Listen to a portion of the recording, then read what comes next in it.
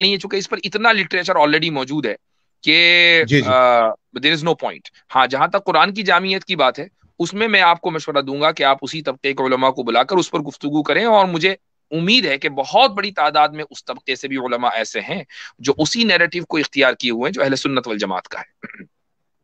بالکل صحیح. اچھا میں ایک آخری آپ سے بات کرنا چاہتا ہوں جو بڑی اہم بات ہے. مجھے یہ بتائیے گا کہ جو یہ فتنہ پھیلا رہے ہیں قرآن مجید کو نعوذ باللہ کہہ رہے ہیں نقصان قرآن ہوا ہے, یا قرآن مجید کی آیات جو ہے نعوذ باللہ غائب ہو گئی, اور خاص طور پہ وہ تفسیر در منصور کا حوالہ دیتے ہیں. میں آپ سے یہ پوچھنا چاہتا ہوں کہ جو صحیح بخاری اور صحیح مسلم میں جو اختلافی احادیث ہیں جس پہ عبداللہ ابن مسعود رضی اللہ تعالیٰ یا زید ابن ثابت رضی اللہ تعالیٰ کو جو اختلاف ہوا تھا قرآن کو جمع کرنے میں, تو میں سوال یہ کرنا چاہتا ہوں کہ ان احادیث سے جو مطلب غلط لیا جا رہا ہے اور عوام الناس منتشر ہو رہی ہے, اور عوام الناس جو ہے اس کے دل میں صحابہ کے لیے بغض پیدا ہو رہا ہے, تو اس مسئلے کا حل نکالا کیسے جائے گا؟ جب وہ سامنے رکھتے ہیں تو سنی عوام جو ان کے پروگرام میں جاتی ہے وہ لاجواب ہو جاتی ہے. اس کا حل کیا ہے؟ اس کا حل یہی ہے کہ جو احادیث ہیں ان کے صحیح مفہوم اور معنی علماء کے ذریعے آپ بیان کروائیں. آپ کا چینل اسی کام کے لیے اگر ہے تو ماشاءاللہ یہ ویڈیو زیادہ سے جی زیادہ جی پبلک میں جانی چاہیے تاکہ لوگوں کو اویئرنیس ہو کہ ان احادیث کا کیا مفہوم ہے. ٹھیک ہے بھائی, بالکل صحیح, بالکل صحیح. چلیں, انشاءاللہ آپ سے جزاکم ملاقات ہوگی. بہت بہت اللہ. شکریہ. شور, السلام علیکم. وعلیکم السلام. جی عامر بھائی, کس کو لینا ہے پیچھے جو ہے؟ میں نے کہا اس سے پہلے آپ لے لیں, ایک عرض میں کرنا چاہ رہا ہوں جی اگر آپ کی اجازت ہو. جی جی جی جی. اچھا, وہ کافی زیادہ کمنٹس جو ہیں مجھے آ رہے تھے اور ای میلز بھی آئیں, پرسنل میسیجز بھی آئے, تو اللہ ان کو جزائے خیر دے جنہوں نے کنسرن شو کیا, جنہوں نے محبت کا اظہار کیا. وہ یہ تھا حضرت کہ کل ایک پروگرام ہوا تھا, بڑا مارکت الآراء پروگرام تھا الحمدللہ, اور جو پروگرام تھا آریہ سماجیوں کی انتم نماز کے حوالے سے, وہ ایپیسوڈ 1 تھی. وہ لوگ دیکھ رہے ہیں, وہ کہہ رہے ہیں کہ جی وہ کدھر گیا, تو وہ غائب ہو گیا, اور وہ اس حوالے سے تھوڑا تشویش کا اظہار کر رہے ہیں. تو دوستوں میں بتاتا چلوں کہ یہ جو چیز ہے نا, یہ آپ کو سیٹسفیکشن دیتی ہے, کنفرمیشن ہوتی ہے کہ آپ نے جو تیر چھوڑا تھا نا وہ اپنے نشانے پر جا کر کھب گیا ہے. ہاں, لگا ہے. تو آر یہ پار ہو گیا الحمدللہ آر پار ہو گیا ہے. تو یہ جو ترک اسلام ہم نے چھوڑا تھا یہ الحمدللہ اللہ کے حکم سے آر پار ہو گیا. ایک تو یہ چیز میں رکھنا چاہتا تھا. اب ہوا کیسے, وہ یہ چیز ہے کہ میسو رپورٹنگ ہوئی ہے آریہ سماجیوں اور ہندوؤں کی طرف سے, اور اس ویڈیو کو ہٹانے کی یوٹیوب نے ہمیں نوٹیفیکیشن بھیج دیا. مگر ان کو شاید یہ لگ رہا ہے کہ یہ رک جائے گا. ابھی تو پہلی ایپیسوڈ تھی حضرت. میں تو یہ حیران ہوں کہ پہلی ایپیسوڈ پہ یہ عالم ہے ان کا, آگے کیا ہوگا.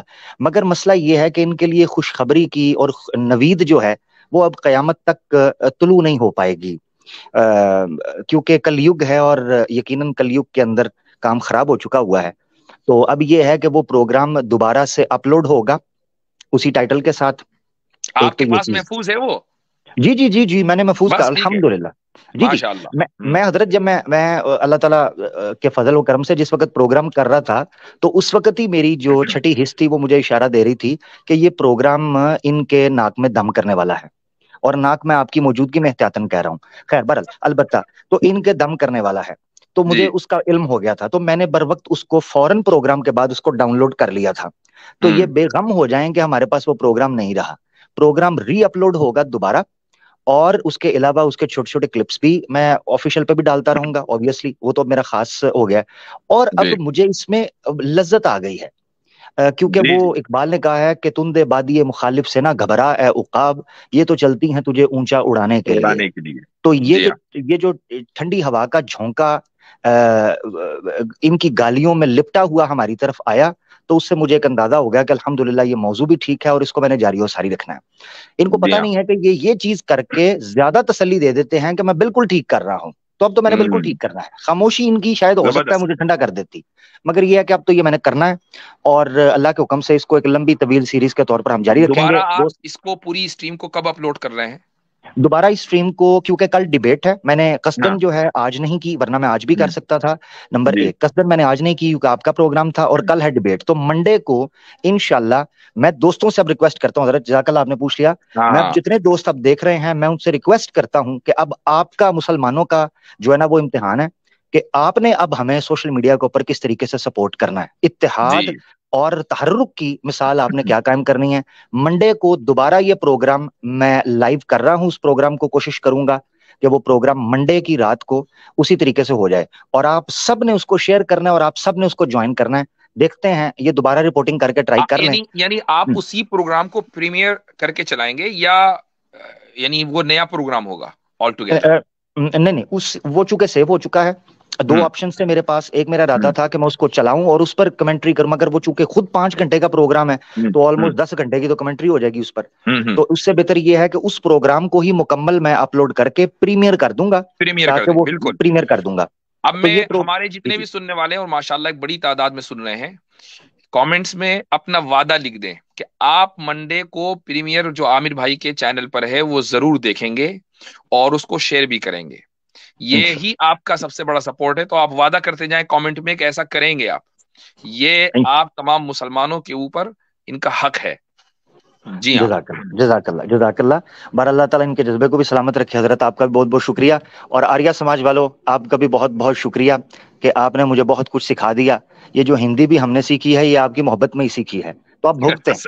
اب صحیح بات. سوامی صاحب جو ہیں ان کے ساتھ کیا ہونے والا ہے آریہ سماجیوں, اب اس کے ذمہ دار آپ ہوگے, اور کل قیامت کے دن سوامی صاحب آپ کا گریبان پکڑیں گے. ان کی لنگی میرے ہاتھ میں, آپ کا گریبان ان کے ہاتھ میں. Too much fun. Thank you. نہیں, ان میں سے اکثروں کا تو گریبان بھی نہیں ہوتا عامر بھائی, کیا کریں. خود سوامی چلے کا پھر کہاں گریبان تھا. تو بالکل اسی لیے ان کی لنگی آئے گی نا جی, ٹھیک ہے نا. جی جی جی جی جی, بہت بہت ٹھیک ہے. شکریہ. تو بالکل چلے بھی جی. دوست پریشان نہ ہو, میں بس آخری بات, بالکل بھی دوست پریشان نہ ہو.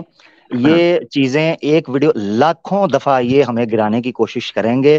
یہی ہم وہ لوگ ہیں الحمدللہ اللہ کے حکم سے کہ وہ ہمت نہیں ہارتے.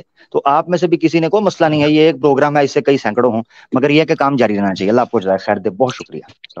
جی مسٹر ایکس صاحب. السلام مفتی صاحب. السلام.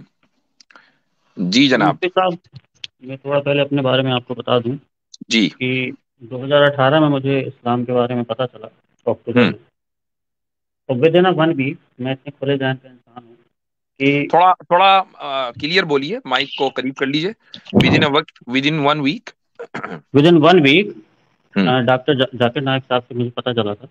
جی اور ود ان 1 ویک میں نے یہ ایکسیپٹ کر لیا کہ دیر از ون گاڈ, اور باقی جی چیزیں جی. میں زیادہ اوپنلی نہیں بول سکتا because I am belong to a very communal area. ٹھیک ہے.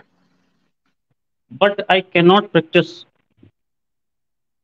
سو یہ میرے ذہن میں جب سے گھر کر رہی ہے کہ اس کا کیا مسئلہ, میں کیسے کروں. یعنی آپ پریکٹس نہیں کر پا رہے ہیں اپنی ذاتی کچھ ڈاؤٹس ہیں اس کی وجہ سے, یا کمیونل جو مسائل ہیں اس کی وجہ سے آپ پریکٹس نہیں کر پا رہے ہیں؟ کمیونل ذاتی مسائل کوئی کی وجہ مسائل, ذاتی تو میں سے. جب ٹھیک ہے. سے بالکل فکس ہوں کہ دیر از اونلی ون گاڈ. آپ کی اپروکسیمیٹلی ایج کیا ہوگی, کس ایج گروپ میں ہے آپ؟ 25. اوکے. تو بھائی دیکھیں, میں یہ سمجھتا ہوں کہ یہ والا مسئلہ جو ہے یہ سب کے ساتھ آتا ہے جو بھی اسلام میں داخل ہوتے ہیں. میں ایک واقعہ آپ کو بھی بتاتا ہوں. چند مہینے پہلے کی بات ہے, شاید اس بات کو یعنی رمضان سے پہلے کی بات ہے. جی ہاں. تو میرے پاس ایک لڑکی کا میسج آیا کہیں سے, اس نے مجھے ای میل وغیرہ کر کے نمبر لیا, واٹس ایپ پر اس نے رابطہ کیا. وہ نو مسلمہ تھی, اور وہ ایسے ہی ایک ایریے سے تھی کہ جہاں پر اس کے گاؤں میں کوئی بھی مسلمان نہیں تھا, اور وہ اس نے اسلام قبول کر لیا. کلمہ پڑھانے والا کوئی نہیں, تو میں نے اس کو کلمہ پڑھایا.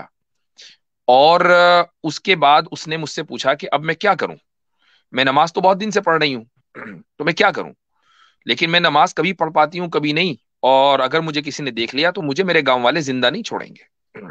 تو میں نے اس سے کہا, میں نے کہا بھائی دیکھو ایسا ہے کہ رات کو جب سب لوگ سو جائیں اس وقت اپنی قضا کر لو نماز, یا کم سے کم حساب لکھو کہ بھئی جتنی نماز پڑھ سکتی ہو پڑھ لو, لیٹ کے پڑھ سکتی ہو, بیٹھ کے پڑھ سکتی ہو, جس انداز سے پڑھ سکتی ہو وہ کرو. اور جب آدمی کے بس میں کچھ نہ رہے تو پھر ظاہر ہے کہ مسئلہ دوسرا ہو جاتا ہے. وہ مجھ سے کہنے لگی کہ آپ مجھے یہ مشورہ کیوں نہیں دے رہے ہیں کہ میں اپنا گھر چھوڑ کر چلی جاؤں. میں نے کہا میں تم کو اس لیے مشورہ نہیں دے رہا ہوں کیونکہ اگر تم گھر چھوڑ کر چلی گئی تو کہاں جاؤ گی, میں تو کوئی تم کو جگہ نہیں دے سکتا. تمہارا کوئی جاننے والا ہے، دنیا میں ہر طرح کے لوگ ہیں، ہو سکتا ہے کہ تم نے کسی مسلمان کے اوپر اعتماد کر لیا مسلمان سمجھ کر، اور وہ آدمی قابل اعتماد نہ نکلا، تو اس نے کہا کہ ہاں آپ کی بات صحیح ہے، لیکن بہرحال وہ کسی کو جانتی تھی۔ اس نے پھر مجھ سے کہا کہ میں نے اس سے کہا کہ تم ایک کام کرو، تم استخارہ کر لو۔ میں نے اس کو استخارے کا طریقہ بتایا، اس نے استخارہ کیا، اور اس کی ایک اور فرینڈ تھی، وہ بھی مسلمان ہو گئی تھی، وہ پنجاب سے تھی، تو اس نے اس سے استخارہ کروایا، اور اس نے بہرحال اس استخارے کا نتیجہ نکلا، خواب انہوں نے دیکھا، انہوں نے مجھے بتایا، اس کی تعبیر کلیئر یہ تھی کہ اس ظلمت کدے سے نکلنا ہے، اس تاریک گھر سے نکلنا ہے۔ اس کے بعد میرا ان سے کوئی رابطہ نہیں ہوا، اور کمال کی بات آپ یہ دیکھیں کہ وہ رابطہ کرنے کے بعد رابطہ ختم ہونے کے بعد میں نے کوئی نمبر سیو نہیں کیا تھا، اتفاق سے میرے پاس ایک صاحب نے، اور یہ میں پبلک ریکارڈ میں اس لیے لانا چاہ رہا ہوں، اگرچہ یہ بہت پرسنل ہے، میں اس لیے لانا چاہ رہا ہوں کہ کہیں وہ میری بات اگر سن رہی ہو تو مجھ سے وہ رابطہ ضرور کرے۔ مجھ سے ایک صاحب نے رابطہ کیا، کہا کہ بھئی میرا لڑکا ہے، میں چاہتا ہوں کہ میں اپنے لڑکے کی کسی نو مسلمہ سے شادی کروں، تو جی آپ کے پاس کوئی آپ کے علم میں ہے؟ میں نے کہا کہ ہاں انشاءاللہ، لیکن شروع میں اس وقت وہ اپنے گھر میں ذرا ماحول نہیں بنا پائے تھے، اب ان کے گھر میں بھی ماحول بن گیا، لیکن اتفاق یہ ہے کہ اس لڑکی کا رابطہ میرے پاس نہیں ہے، تو اگر اس طرح کے کوئی ہو تو مجھ سے ضرور رابطہ کرے۔ تو یہ ہے بات، یعنی اگر ایک لڑکی کے اندر اتنی ہمت ہو سکتی ہے کہ وہ اس ظلمت کدے سے اور اس تاریک جگہ سے نکل جائے اسلام پہ عمل کرنے کی خاطر، تو آپ کے لیے بھی پھر یہی حکم ہے، آپ کے لیے ایکسکیوز کم ہے کہ آپ کو پریکٹس کرنی ہے، اور آپ اس دین کو حق سمجھتے ہیں، اور آپ یہ سمجھتے ہیں کہ نجات اسی میں ہے، اس کے علاوہ کوئی دوسرا راستہ آپ کو جنت میں نہیں لے جا سکتا، آپ کے گناہ نہیں بخشوا سکتا، تو پھر آپ کو وہ قدم اٹھانا پڑے گا کہ جو قدم آپ سے پہلے صحابہ کرام نے اٹھایا اس دین کی خاطر۔ اوکے ٹھیک ہے میرے بھائی؟ جی، اور میرے دماغ میں 2-3 کوشچن تھے۔ جی جیسے آپ یہ جو قرآن پڑھتے ہیں، تو اس میں جگہ جگہ جب کافرز کی بات آتی ہے تو ان کو جگہ جگہ بہت مطلب نیچا دکھایا گیا ہے، تو جب ہوں ایسے اگر کوئی نان مسلم ایسا پڑھے گا تو وہ کیسے اس پہ کھلے ذہن پہ آئے گا؟ جیسے اگر ہم کسی کو گالی دے دے کے اگر بلائیں گے اپنی طرف تو ہمیں خراب سمجھے گا نا۔ دیکھیں، یہ جو سوال آپ کے ذہن میں آیا وہ اس لیے آیا چونکہ آپ یہ سمجھ رہے ہیں کہ قرآن نے کہیں گالی دی ہے۔ نہیں، قرآن جگہ نے جگہ یہ گالی مطلب وہ نہیں، ویسی گالی نہیں، مطلب یہ کہا ہے، برا کہا ہے ان کو۔ برا کہا ہے، کیا جی برائی کو برا نہ کہا جائے؟ ایک بات یاد رکھیں کہ ان جن کافروں کو مشرکوں کو کی برائی کی جا رہی ہے، کنڈیمنیشن ان کا کیا جا رہا ہے، وہ بحیثیت انسان کے نہیں کیا جا رہا ہے، اس لیے ان کو یہ نہیں کہا جا رہا کہ یہ برے لوگ ہیں، یہ کہا جا رہا ہے کہ یہ برے مشرک ہیں، یہ برے کافر ہیں، ان کا وہ ایڈجیکٹو بیان کیا جا رہا ہے، ان کی وہ صفت بیان کی جا رہی ہے جو ان کو برا بناتی ہے۔ ایک قاتل کو اگر آپ قاتل کہیں گے تو کیا یہ کہا جائے گا کہ نہیں آپ نے تو بہت اس کی شان میں گستاخی کر دی، قاتل کو قاتل نہیں کہنا چاہیے؟ مجھے ایک بات بتائیں، آپ کو اللہ تعالیٰ نے ایمان کی دولت سے نوازا ہے، کیا اس دنیا میں بحیثیت انسان کے اللہ کا انکار کرنے سے بڑھ کر کوئی جرم ہو سکتا ہے کہ جس نے آپ کو پیدا کیا اس کا آپ انکار کر دیں؟ کیا اس سے بڑھ کر کوئی جرم ہے؟ نہیں۔ جب یہ سب سے بڑا جرم ہے تو جو اس جرم کا ارتکاب کرے گا اس مجرم کو مجرم کہا جائے گا۔ جس طرح قاتل کو قاتل کہنا برا نہیں ہے، چور کو چور کہنا برا نہیں ہے، ریپسٹ کو ریپسٹ کہنا برا نہیں ہے، مشرک کو مشرک کہنا برا نہیں ہے، کافر کو کافر کہنا برا نہیں ہے، چونکہ یہ اس برائی کے اندر وہ ملوث ہیں، برائی کو برائی کہا جائے گا۔ جی، اور جیسے اچھا ہم ایک انڈیا اور جملہ یہ مسٹر سب ایکس بھائی، کانٹیننٹ میں ہم دیکھتے ایک ہیں۔ جملہ ایک جملہ بولا، سوری میں بات کاٹ رہا ہوں مسٹر ایکس، ایک جملہ بولا جاتا ہے بڑا مشہور ہے، وہ جملہ بولا جاتا ہے کہ نفرت جرم سے ہوتی ہے، مجرم سے نہیں ہوتی، جرم سے ہوتی ہے۔ تو قرآن میں بھی جتنے صیغے استعمال کیے گئے ہیں، چاہے کہ منافق ہے، کافر ہے، فاسق ہے، یا اور اس طرح کے جو صیغے استعمال کیے ہیں، وہ صفاتی صیغے ہیں۔ صفاتی صیغوں سے مراد یہ ہے کہ کسی بندے کا اختیاری عمل ہے جس وجہ سے اس کو ملائن یا کرٹیسائز کیا جا رہا ہے، اگر وہ عمل چھوڑ دے گا تو وہی انسان ہوگا جس کی تعریف ہو رہی ہوگی۔ قرآن میں اللہ تعالیٰ کہتے ہیں اعوذ باللہ من الشیطان الرجیم لقد خلقنا الانسان فی احسن تقویم ثم رددناہ اسفل سافلین، ایک ہی شخص تھی، ایک ہی چیز تھی جو احسن تقویم تھی، اور وہی چیز تھی اپنے اعمال کی وجہ سے اسفل السافلین بنی۔ تو یعنی انسان ایک ہی ہے، اس کے عمل طے کرتے ہیں۔ ایسی صورت میں اگر اس کو نکارا جائے، کرٹیسائز کیا جائے، تو اس کو یہ نہیں کہنا چاہیے کہ یہ مجھے کرٹیسائز کیا گیا لہذا وہ کیسے پاس آئے گا۔ اس طرح تو اسکول کا سارا سلیبس چوپٹ ہو جائے گا اور عدالتوں کا سارا نظام چوپٹ ہو جائے گا، کیونکہ بچوں کو بھی بچپن سے یہی سکھایا جاتا ہے کہ برائی برائی جی ہے، چور برا ہوتا ہے، جھوٹ بولنا برا ہوتا ہے. جی جی ٹھیک. مفتی صاحب، یہ انڈیا اور جو سب کانٹیننٹ میں ہم دیکھتے ہیں کہ شرک، جیسے آپ سب جانتے ہیں ہم کہ سب سے بڑا گناہ ہے، تو موسٹ آف دا مسلم ہی یہ گناہ کر رہے ہیں. وہ درگاہوں پہ جا رہے ہیں، وہ ہاں. گندے تعویذ پہن رہے ہیں. تو آپ شرکیہ ان پہ عمل کیوں میں نہیں کچھ بہت لوگ ملوث ہیں، اور لوگ ان کی اصلاح کی کوشش بھی کرتے ہیں. جن کو توفیق ہوتی ہے وہ توبہ نہیں تو کرتے ہیں یہ اور صحیح راستے پر شرک ہے، آتے ہیں. یہ تو شرک ہے نا. ہاں، جو چیز شرک ہے وہ شرک ہے، بالکل. غیر اللہ کو سجدہ کرنا شرک ہے. محض مسلمان نام رکھ لینے سے کوئی مسلمان نہیں ہو جاتا. آپ کسی مسلمان کی فیملی میں پیدا ہو گئے، اس لیے آپ مسلمان نہیں ہیں. مسلمان آپ ہیں اپنے عقیدے کی وجہ سے. آپ اگر مسجد نہیں کعبے کے اندر بھی پیدا ہوئے اور آپ غیر اللہ کو جا کر سجدہ کر لیں تو آپ مسلمان نہیں ہیں. شکریہ. چلیں جی، بہت اچھا. اچھا حضرت، آپ نے بڑا پیارا نقطہ رکھا. میرے خیال جی سے یہ اکثر ہم سے گلا شکوہ کرتے ہیں کہ دیکھیں جی، نبی پاک صلی اللہ علیہ وسلم کی آمد سے پہلے خانہ کعبہ کے اندر بھی مورتی پوجا ہوتی تھی. میں سمجھتا ہوں اللہ کی بھی اس میں حکمت تھی. خانہ کعبہ کے اندر مورتی پوجا ہو کر بھی اس کو کرٹیسائز کیا گیا. اس کا مطلب ہے کہ اگر خانہ کعبہ کے اندر بھی کوئی غیر اسلامی یا کوئی کفر یا کام ہو رہا ہوگا، اس کو کرٹیسائز ہی کیا جائے گا. بالکل بالکل، زبردست پوائنٹ. اور عامر بھائی ایک چیز اور بتا دوں اور ناظرین کے علم میں بھی لیا ہوں. جو صاحب آئے تھے، اور بہرحال یہ مسئلہ جو ہے بہت سے نو مسلموں کے ساتھ آتا ہے پیدا، خصوصاً جہاں پر ذرا کمیونل ٹینشن ہوتی ہے. اس کے باوجود ایمان کس طریقے سے گھر گھر پہنچ رہا ہے، اس کی ایک اور مثال میں دوں. میں رمضان سے پہلے عمرے پر گیا اور اس کی وجہ سے اسٹریم بھی نہیں کر پایا، بہت سے لوگوں کو معلوم ہے. تو میں حرم میں داخل ہو رہا تھا، تو اور عمرہ کرنے کے مقصد سے میں نے احرام پہنا ہوا تھا. تو میرے پاس ایک فون آیا، اور ایک لڑکی تھی، وہ ہندو بیک گراؤنڈ سے تھی. اس نے کہا کہ ہم 4 لڑکیاں ہیں اور ہم اسلام قبول کرنا چاہتے ہیں، آپ کا نمبر ہمیں فلاں صاحب نے دیا ہے. تو میں نے کہا بھائی نیکی اور پوچھ پوچھ. میں نے کہا میں اس وقت حرم میں ہوں، اور اگر تمہیں اسلام قبول کرنا ہے تو میں بھی کلمہ پڑھا ماشاء دیتا اللہ، ہوں. ماشاء اللہ. تو الحمدللہ یہ اللہ تعالیٰ کی طرف سے، اس میں ہمارا کوئی کمال نہیں ہے کہ ہم نے وہاں رہ کر یہ کوئی بڑا کارنامہ انجام دے دیا. ہمیں کیا پتا تھا کہ ہمیں کون کال کرے گا. لیکن یہ اللہ تعالیٰ کی طرف سے قبولیت ہے ان لوگوں کے لیے، کہ ان 4 بچیوں کے لیے کہ جو ایک کفریہ ماحول کے اندر پلی بڑھی ہیں، اور جن پر اسلام کا نام لینے پر پابندی ہے. اور بعد میں اس نے بتایا کہ کیسے اس کی ماں نے اس کو مارا پیٹا. تو کہنے کا مقصد یہ ہے کہ میں حرم میں تھا، مطاف میں پہنچا. میں نے وہاں پر الحمدللہ ان 4 کو کلمہ پڑھایا. ماشاء اللہ، اللہ تعالیٰ اس کو قبول فرمائے اور ان کے ایمان کو مضبوط کرے. اس کے بعد انہوں نے مجھ سے کہا کہ میں نے ان کو بتایا کہ دیکھو میں ایسی مبارک جگہ پر ہوں جو اس کا میں نے تعارف کرایا. تو وہ کہنے لگی کہ اچھا، ہم نے بڑا سنا ہے، آپ ہمیں دکھا دیں.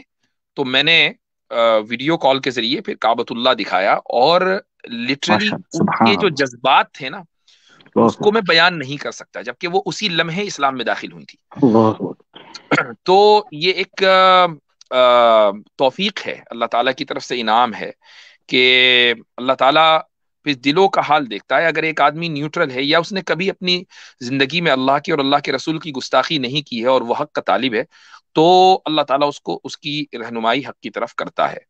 تو اس طرح کے بہت سارے لوگ ہیں، اور پھر ان کے لیے یہی حل ہے کہ وہ ہجرت کریں اپنے علاقوں سے اور ان جگہوں پر جائیں. اور مسلمانوں کو بھی سوچنا چاہیے کہ اس چیز میں آگے آئیں، کہ جو مسلم بچیاں ایمان قبول کر رہی ہیں شادی کے چکر میں نہیں، بلکہ حقیقتاً ایمان سے متاثر ہو کر، اسلام سے متاثر ہو کر وہ ایمان میں داخل ہو رہی ہیں، تو ان کی شادیوں کا کیا، ان سے کون کرے گا، ان کے گھر کون بسائے گا. اچھا جی. تو انونیمس، اس کے بعد اسکیپٹک ایگنوسٹک. السلام علیکم مفتی صاحب. وعلیکم السلام. جی بھائی. جی مفتی صاحب، میں مسلمان ہوں.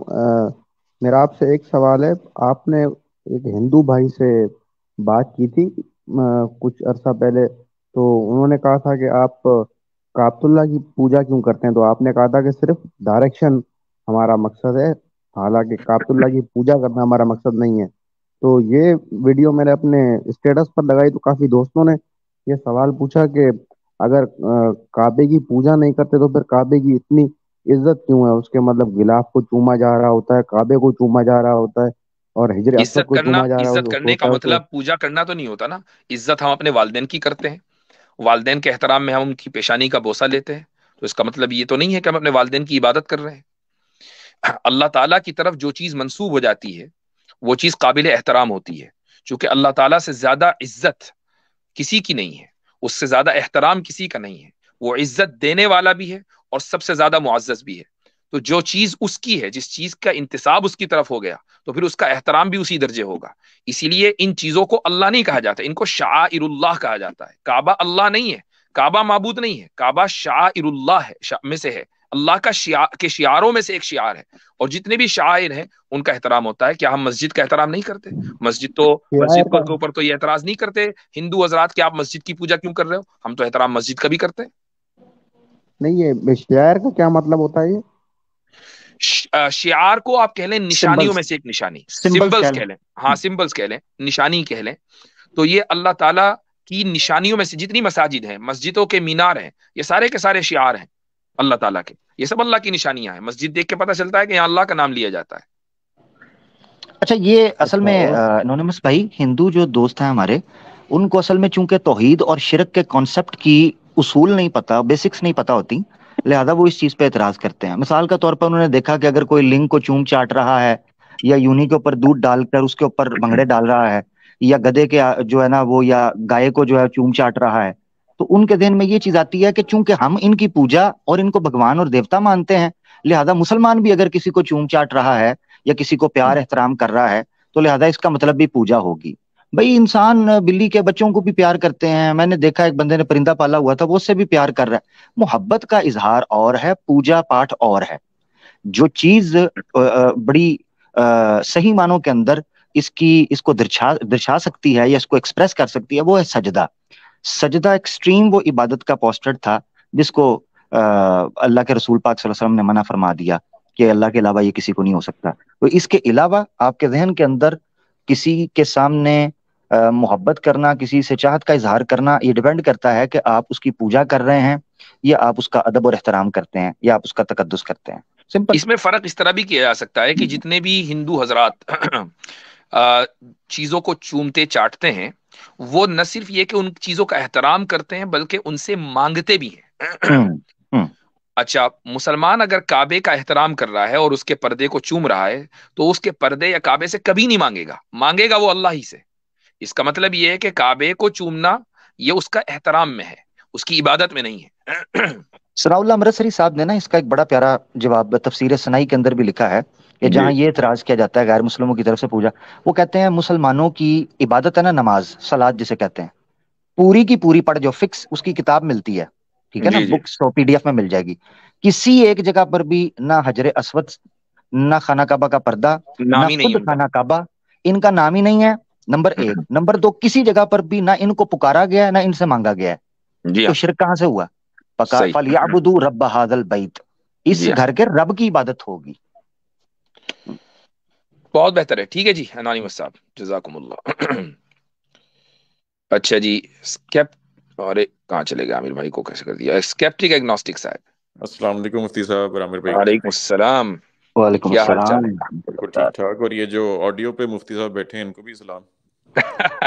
وہاں سے اعتراض نہ آ جائے کہ مجھے نہیں ہوا سلام. یہ صحیح ہے، گڈ ون. جی میں مفتی صاحب وہ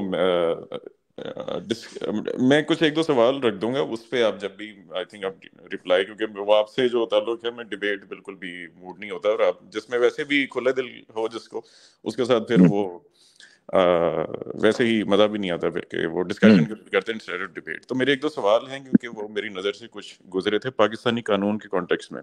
اچھا، کہ حدود جو ہیں اس پہ میرے دو سوال ہیں. اس پہ اگر ویڈیو آ جائے، میں اس لیے ریکویسٹ کروں گا کہ اس کے کانسیکوینسز کافی ہیں. جی مین دو سوال آتے ہیں لیکن اوور آل وہ اور بھی ہیں، لیکن مین دو جو میرے ذہن میں آئے وہ ایک تو یہ ہے کہ عورت کو اگر یعنی کہیں بھی حد قائم ہونی اگر زنا کی، تو کیا وہاں فیمیل گواہان قبول ہوں گے؟ حد کی بات کر رہا ہوں، تعزیر کی حد جہاں قائم ہوگی.